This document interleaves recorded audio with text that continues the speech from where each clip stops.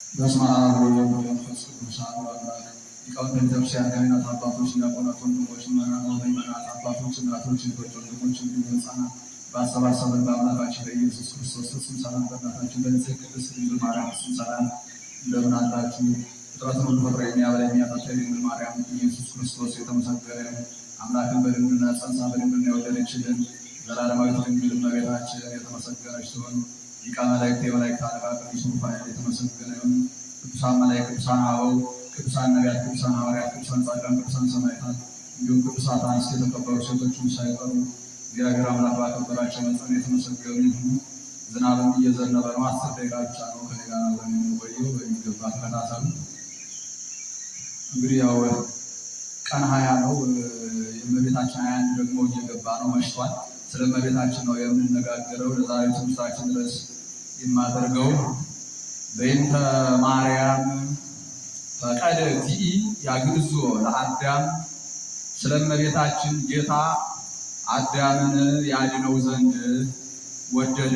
በዚህ ርዕስ መሰረታዊ ዓላማ የማደርገው ስለ እመቤታችን ጌታ እኛን ያድነን ዘንድ ወደደ፣ ስለ እመቤታችንም እንዳዳንን መናገር ነው። እንግዲህ ጌታ ስለ እመቤታችን እኛን ያድነን ዘንድ ወዷል፣ ከዚያም ደግሞ አድኖናል። ለመዳን ምን ይቀድማል ስንል መታመን ይቀድማል። ያው ታመን ነበር ማለት ነው። ምን አይነት ሕመም አግኝቶን ነበር? በስጋ በነፍስ ታመን በስጋ በነፍስ ተጎድተን መንጸፈ ደይን ወርደን በሲኦል በገሃነም ለ5500 ዘመን እንኖር ነበረ። ይህ ሕመም በምን ምክንያት መጣ ስንል በበደል በኃጢአት ምክንያት ነው። ታዲያ ይህ ሕመም ለእኛ ብቻም አይደለም።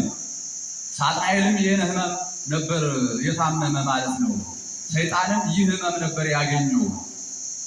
ተመሳሳይ ነበረ ሕመማችን ማለት ነው። ዲያብሎስም ሳጥናኤልም ምን ነበረ ሕመሙ? አምላክነትን መሻት ነበረ። የእኛም ሕመሙ እንደዚያ ነበር፣ አምላክነትን መፈለግ ነበረ። ተመሳሳይ ነበር ሕመማችን ማለት ነው። እና ዲያብሎስ እንዲያውም ይህን ዕፀ በለስ ብትበሉ እንደርሱ አምላክ ትሆናላችሁ፣ እንደርሱ አምላክ እንዳትሆኑ ነው ይህን የከለከለ ብሎ የሐሰት ትንቢት ተናግሮ ነበረ። ነገር ግን እኛ ብንበላው በእመቤታችን ግን ያ የሐሰት ትንቢት የእውነት ትንቢት ሆኖልናል። አምላክ እንዳትሆኑ ነው እንዲህ የከለከላችሁ ብሎ ሰይጣን ቢናገርም በመጨረሻ ግን አምላክነቱን አግኝተነዋል ማለት ነው። መንፈስ ቅዱስ ዲያብሎስን አፉን ጸፍቶ አናገረው ማለት ነው። አምላክ እንዳትሆኑ ነው ነበር ያለ። ታዲያ ግን እርሱ የሐሰት ትንቢት ነበረ፣ ክፉ የሆነ ምክር ነበር የመከረን። ነገር ግን ያ ክፉ ምክሩ በእመቤታችን ተለውጦልን መልካም ሆነልን፣ ሕይወት ሆነልን፣ ክብር አገኘን ማለት ነው። ዲያብሎስ እንደተናገረ የሐሰት ንግግሩ ክፉ፣ ንግግሩ ክፉ፣ ሐሳቡ ግን በእመቤታችን እንደገና ጥሩ ሆኖልን እውነት ሆኖልን አምላክነቱን ማገኘ ነው ማለት ነው። እና ሁላችንም ታመን ነበር ማለት ነው። ዲያብሎስም ታሟል፣ ሳጥናኤልም ታሟል፣ እኛም ታመን ነበረ። አንድ አይነት ነበር ሕመሙ። እና እርሱ እንደወጣ ቀረ፣ እንደወደቀ ቀረ። እኛ ግን እንደወጣን አልቀረንም፣ እንደወደቅን አልቀረንም። እንደወጣን አልቀረንም፣ ወደ ቀደመ ክብራችን ተመልሰናል። ሰው ከአንድ ቦታ ወደ አንድ ቦታ ቢፈናቀል የመመለስ ዕድል እንኳ ቢገጥመው የቀደመ ቦታውን ያገኛል። እኛ ግን ከቀደመው ቦታ የሚበልጥ የተለየ ቦታ ከገነት የሚበልጥ መንግሥተ ሰማያትን ማግኘት ችለናል ማለት ነው። እንደወደቅን አልቀረንም፣ ተነስተናል። ሰው ካለበት ክብር ቢወድቅ ምናልባት እንኳን የመመለስ ዕድሉ የመነሳት ዕድሉ ቢኖረው የቀደመው ክብሩ ላይ እንዲመለስ ነው። እኛ ግን ከቀደመው ክብር ይልቅ እንዲያውም ደግሞ የአምላክነትን ክብር አግኝተናል። ወደ አምላክነት ክብር ነጥቀን ከፍ ላይ ሰው አምላክ ሆኗል፣ አምላክ ሰው ሆኗል። ይህ የሆነ በማን ነው ስንል በእመቤታችን ነው። እና እኛ ብንታመምን ምን ሆነናል ስንል ድነናል። እንደወጣን አልቀረንም፣ እንደወደቅ አልቀረንም ማለት ነው።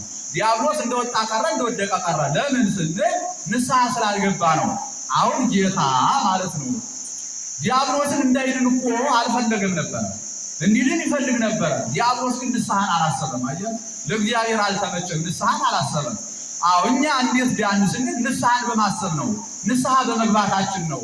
ንስሐን ደግሞ እኛ ማሰብ የቻልን በምን ምክንያት ነው ስንል ማርያም ሰትሐቱ ውስተ ከርሱ ለአዳም ከመ ባሕሪ ጸዓዳ በአዳም ገላ ውስጥ ግን የምታበራ ንጽሕት ዕንቁ እመቤታችን በመኖሯ ነው። በአዳም ገላ ውስጥ የምታበራ ዕንቁ እመቤታችን በመኖሯ በቆሸሸው ማንነታችን ያልቆሸሸች ንጽሕት ዕንቁ እመቤታችን በመኖሯ በተዋረደው ማንነታችን ውርደት የሌለባት ንጽሕት ዕንቁ እመቤታችን መኖሯ በኃጢአት በተያዘው ማንነታችን ኃጢአት የሌለባት ዕንቁ እመቤታችን በመኖሯ ኃጢአት ባጨለመው ሕይወታችን ውስጥ ብሬት ዕንቁ እመቤታችን በመገኘቷ እርሷ በአዳም ገላ ውስጥ ታበራ ስለነበረ ንስሐን እንድናስብ አድርጋናለች።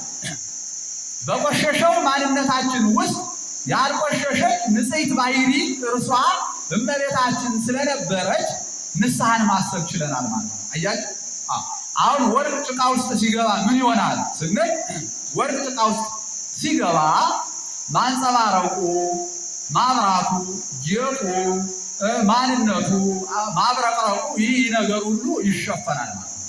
ከዛ ጌጥ መሆን አይችልም።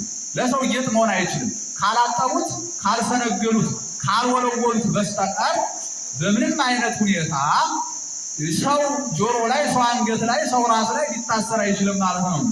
ጭቃው ማንነቱን ሸፍኖታል ማለት ነው። እና እኛ እንደዚህ ያነበርን አዎ ማንነታችን በኃጢአት ጨቂቶ በኃጢአት ተሸፍኖ በበደል ጭቃ ውስጥ ነበርን። በኃጢአት ጭቃ ውስጥ ሆነን ማንጸባረቃችን ጠፍቶ ክብራችን ጠፍቶ ማንነታችን ጠፍቶ ልዕልናችን ወድቆ ክብራችን ሁሉ ተሸፍኖ እንኖር ነበረ። ምንም አይነት ማንነት የለም ነበር። ሰውነታችን የሰውነት ማንነታችን ቢኖር የእግዚአብሔር ልጅነት ጸጋችን ይህ ሁሉ ማንነታችን ክብራችን ይህ ሁሉ ተሸፍኖ ነበር በኃጢአት ጭቃ ውስጥ ነው።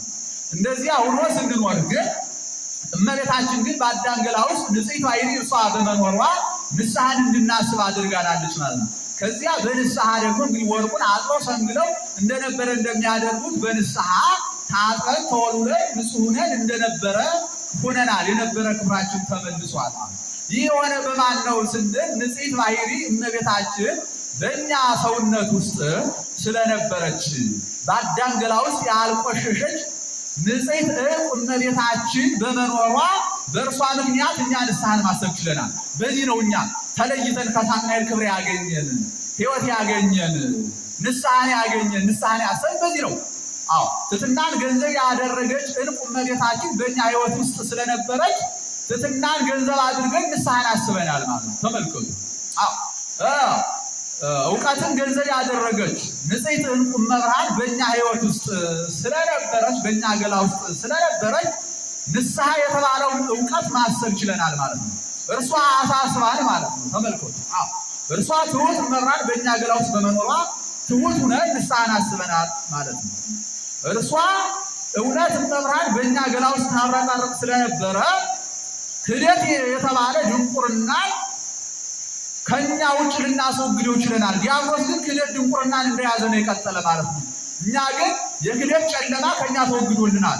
በአዳም ገላ ውስጥ የምታበራ ዕንቁ እመቤታችን በመገኘቷል የክህደት ጨለማ ከኛ ተወግዷል። የትዕቢት ጨለማ ከኛ ተወግዷል። የኃጢአት ጨለማ ከኛ ተወግዶልናል።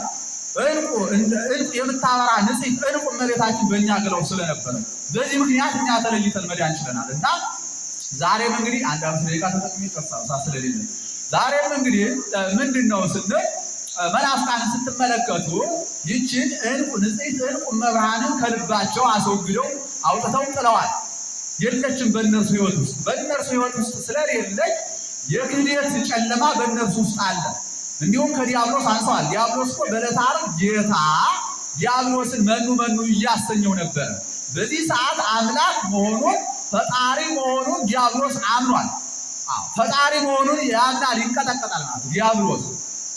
እኒህ የክህደት አካላት መናፍቃን እነርሱ ግን እንዴት ናቸው ስንል ከዲያብሎስን አንሰዋል ማለት እንችላለን። ለምን? እርሱን አማላጅ ብለውታል። አያችሁ፣ አማላጅ ማለት እኮ ፍጡር ማለት እኮ ነው ባጭሩ ማለት ነው። አምላክ ከማን ወደ ማን ያማልዳል? አያማልድም፣ ተማላጅ ነው እንጂ። እና እነርሱ ግን የምን ድንቁርና ይዟቸዋል? የእውቀት ድንቁርና አንቆ ስለያዛቸው ስለተጨነቁ ስለተቸገሩ አምላክን አማላጅ ብለዋል ማለት ነው። ከዲያብሎስ በታች ወርደው ተገኝተዋል እና ድንቁርና ይዟቸዋል። በሕይወታቸው ውስጥ ሊያበራላቸው የሚችል አካል የለም። በሕይወት ውስጥ የምታበራ ዕንቁ መብራንን ከልቡናቸው አስወግደዋልና በእነርሱ ልቡና ውስጥ የእውቀት ፋና የሚያበራላቸው አጥተዋል። የትዕቢት ጨለማ ይዟቸዋል። ትሑት መብራንን በልባቸው ውስጥ ስላልያዙ ትዕቢተኞች ናቸው ማለት።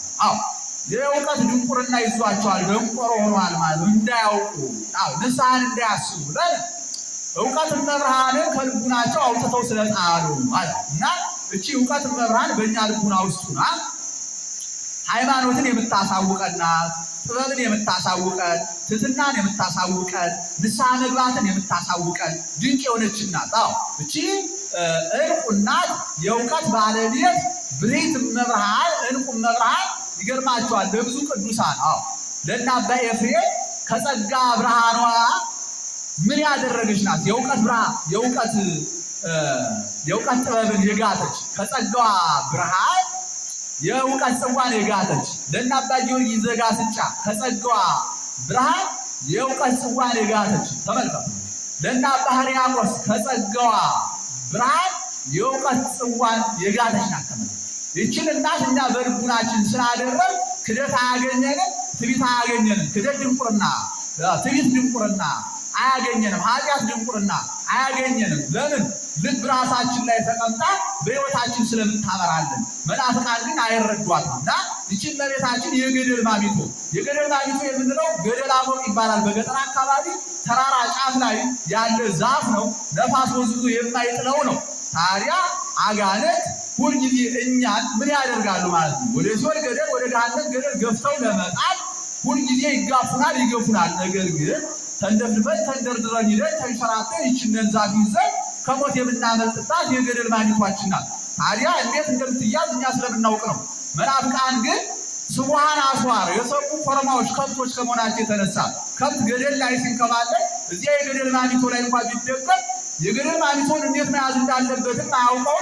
ተንከባሎ አፈትልቆ ሂዶ ተፈስሶ ይሞታል ማለት ነው። እና መናፍቃን ስቡሃን አስዋር የሰቡ ኮረማዎች ከመሆናቸው የተነሳ እቺ የገደል ማሚቶ ገደል አፋፍ ላይ ያለች ሰውን ሁሉ ከሲኦል ገደል ከገሃነም ገደል የምትታደግ እቺ የገደል ማሚቶ እንዴት መያዝ፣ እንዴት መንከባከብ፣ እንዴት ደግሞ ጨብጦ መያዝ እንደሚችሉ እውቀቱ ስለሌላቸው እያፈተለፉ የሲኦል ገደል እየበላቸው የገሃነም ገደል እየበላቸው ይገኛሉ። እኛ ግን እንዴት እንደምንይዛት ስለምናውቅ አጋንንት ወደ ሲኦል ወደ ገሃነም በገፉን ጊዜ እርሷንን ተንደፋድፈን ይዘን እናመልጣለን። እንዴት እንደምንይዛት እናውቃለን። እንዴት በጸሎተ ማርያም እንደምንይዛት፣ እንዴት በሰላመ ገብርኤል፣ እንዴት ደግሞ በውዳሴ ማርያም፣ እንዴት በአርጋኖ፣ እንዴት በቅዳሴ ማርያም በሚገባ ጠምጥመን እንደምንይዛት እናውቃለንና እኛ ግን ሁልጊዜ ከሲኦል የሞት ገደል ከገሃነም የሞት ገደል እየተደገፍን የምናመልጥባት እጹብ ድንቅ የሆነች ዕንቁ ናት። ንጽሕት የሆነች የገደል ማሚቷችን እውቀትን ጥበብን የምትገልጽልን ንስሐን የገለጸችልን ከእግዚአብሔር ጋር ያገናኘችን በአዳም ገላ ውስጥ የምታበራ ንጽሕት ዕንቁ እመብርሃን ናት ማለት እኛ በዚህ ምክንያት ነው መዳን የቻልን። በአዳም ገላ ውስጥ ግን የምታበራ ዕንቁ እመቤታችን ስለነበረች እውቀት በእኛ ላይ አድርጋለን፣ ንስሐን እንድናስበው አድርጋለን። ስለዚህ ወደ ቀደመ ክብራችን ከቀደመ ክብራችን ደግሞ ወደ ከፍታው ክብር ወደ አምላክነት ክብር ወደዚያ ሁሉ የተደረሰ ለምንድን ነው ሲባል በንስሐ ነው። ያ ንስሐ ደግሞ እንድናስብ ያደረገችን ማናት? ማርያም ሰታሃት ውስተፈርሱን አዳም ከመባይሪ ጻሪያ በአዳም ገላ ውስጥ የምታበራ ያልቆሸሸች ንጽሕት ዕንቁ ንጽሕት ባሕሪ በእኛ ገላ ውስጥ ስለነበረች በእርሷ ነው እኛ ሄዳለን እና የትምህርታችን ርዕስ ምን ነበር? በይንተ ማርያም ፈቃደ እግዚእ ያግዕዝ ለአዳም ስለ እመቤታችን ጌታ አዳምን ያድነው ዘንድ ወደደ። ወዶን ደግሞ አልቀረ አድኖናል። በአዳም ተገብቶ ሁላችን መናገር ነው። ሰዓት የለንም። ወሳለ እግዚአብሔር